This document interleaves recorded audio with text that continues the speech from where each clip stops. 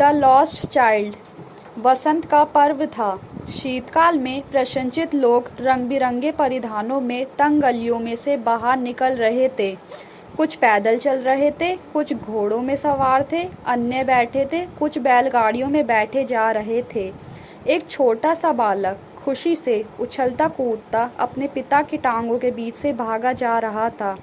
रास्ते के साथ साथ कतारबद्ध दुकानों में सजे खिलौनों से आकर्षित होकर जब वह पीछे रह जाता है, उसके माता पिता ने पुकारा, आओ बच्चे आओ।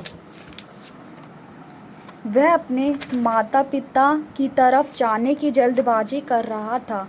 उसके पैर उनके बुलावे का अनुकरण करते, परंतु उसकी आंखें पीछे रह गई, खिलौनों पर टिकी थी।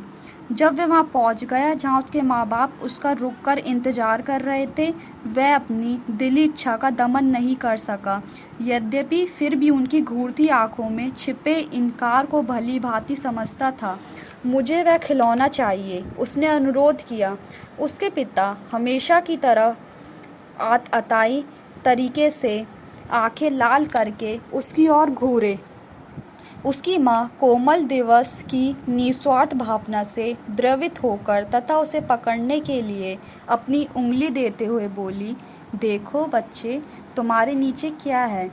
ड्रैगन मक्खियों का समूह अपने चमकदार बैंगनी पंखों के साथ भिनभिना रहा था, जो पुष्पों के मकरंद की तलाश में, जो रास्ते में मक्खी या तितली के रास्ते को काटकर जा रहा था। बच्चा उसमें से किसी एक पर नज़र जमाकर देखता रहता है, और जब वह अपनी पंखुड़ियां स्थिर कर विश्राम करने के लिए बैठ जाती तो वह उसे पकड़ने का प्रयास करता, परंतु जब वह लगभग उसे अपने हाथों में पकड़ने वाला ही होता था तो वह फिर पंखुड़ियों को फड़फड़ाती उड़ जाती थी। तब उसकी माँ ने उसे चेतावनी दी, आओ बच्चे आओ, फुटपाथ पर चलो। वह खुशी के मारे अपने माता पिता की ओर भागा तथा कुछ देर तक अपने माता पिता के साथ चला। फिर भी वह पीछे उन कीड़े मकोड़ों की पंक्तियों को देखने के लिए पीछे रह गया था, जो अपने गुप्त बिलों से धूप सेकने के लिए बाहर निकल रहे थे। आओ बच्चे बच्चे। उसके माता पिता वृक्षों के कुंज में एक कूप के किनारे बैठ गए, वहीं से बुलाया। वह उनकी ओर भागकर गया। जब बच्चा उन कुंजों में घुसा तो नए खिले पुष्पों की बौछार हुई और वह अपने माता पिता को भूलकर वर्षा और कलियों को अपने हाथों में सिमेटने लगा।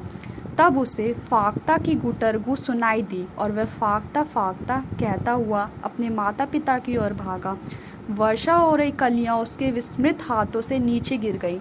उन्होंने बच्चे को पुकारा, आओ बच्चे आओ। जो बरगद के वृक्ष के चारों ओर खुश होकर उछल-कूद करने लगा, उसे लेकर वे सरसों के खेतों में घूमकर जाने वाली तंग पगडंडी पर चल पड़े, जो मेले की दिशा को जाती थी।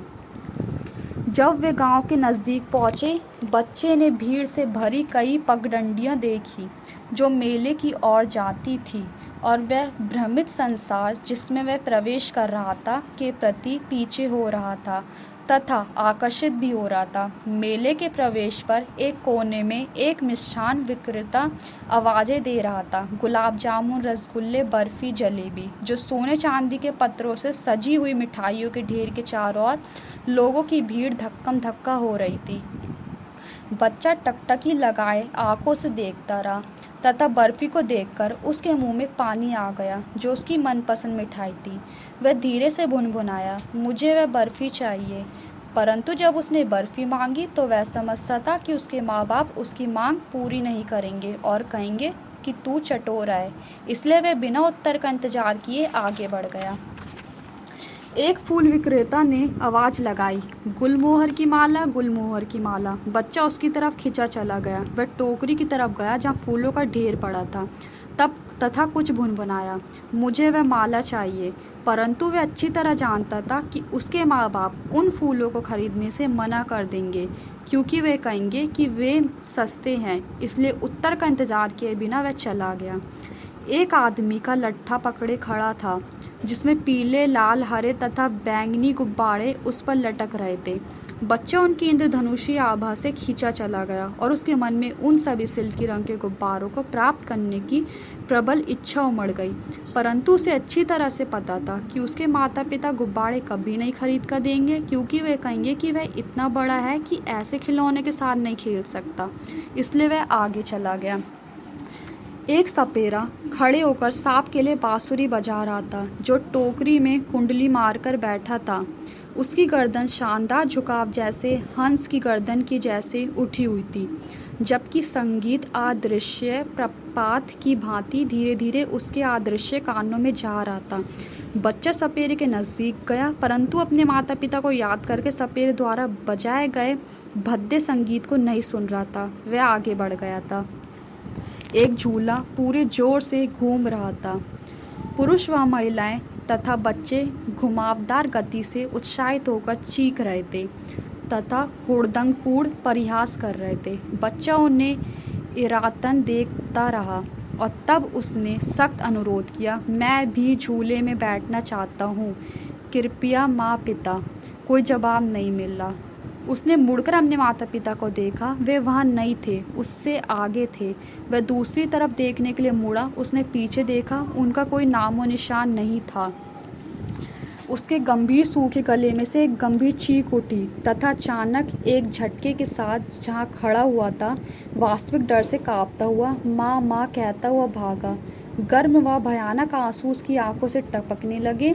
उसका दमकता हुआ चेहरा भय से ऐंठ गया।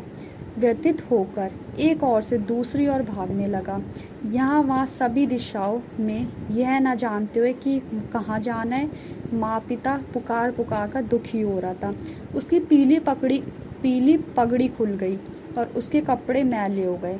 गुस्से में इधर उधर कुछ देर दौड़ने के बाद वह हार कर खड़ा हो गया। उसकी चीखें सिसकियों में डूब गई। उसने थोड़ी दूर हरी घास पर अपनी धुंधली आँख से पुरुषों व महिलाओं को बात करते हुए देखा। उसने हल्के पीले कपड़े पहने हुए उन लोगों के समूह में अपने माँ बाप को ढूंढने की कोशिश की, परंतु उन लोगों में जो प्रयास करने तथा बतियाने के लिए हंस रहे थे तथा बातें कर रहे थे, में उनका नामो निशान नहीं था। एक बार वह तेजी से दौड़ा। इस बार वह एक मंदिर की ओर गया, जहाँ लोग भीड़ लगाते देखते थे। चप्पा चप्पा लोगों से खचाखच भरा था, परंतु वह लोगों की टांगों के बीच से दौड़ा, हल्की सिसकियां भरते हुए माँ पिता पुकार रहा था। मंदिर के प्रवेश द्वार के समीप भीड़ बहुत घनी थी, फिर भी भीड़ और ज़्यादा घनी हो रही थी। भारी भरकम लोग, बलिष्ठ कंधे वाले, दमकती हुई कातिल निगाहें थी, एक दूसरे से धक्कम धक्का कर रहे थे।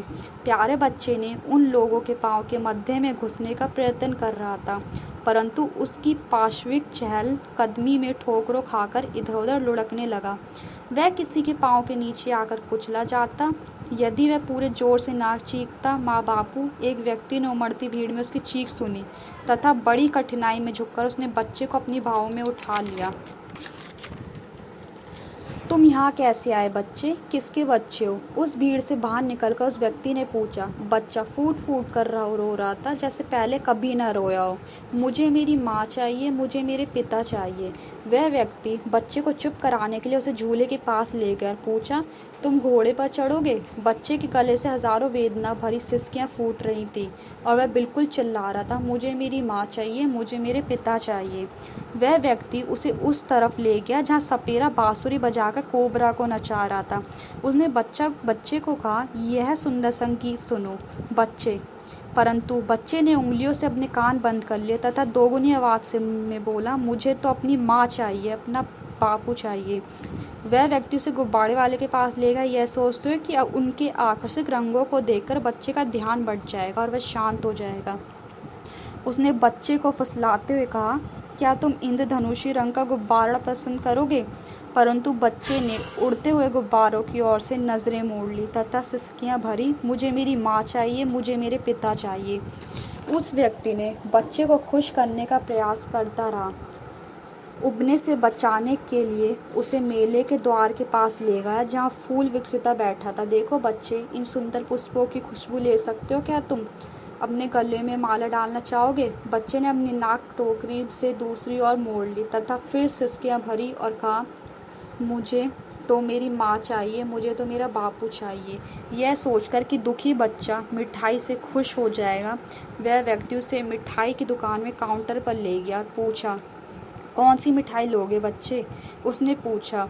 बच्चे ने मिठाई की दुकान से अपना मुंह मोड़ लिया और केवल सिसकियां भरी, मुझे मेरी माँ चाहिए, मुझे मेरा बापू चाहिए।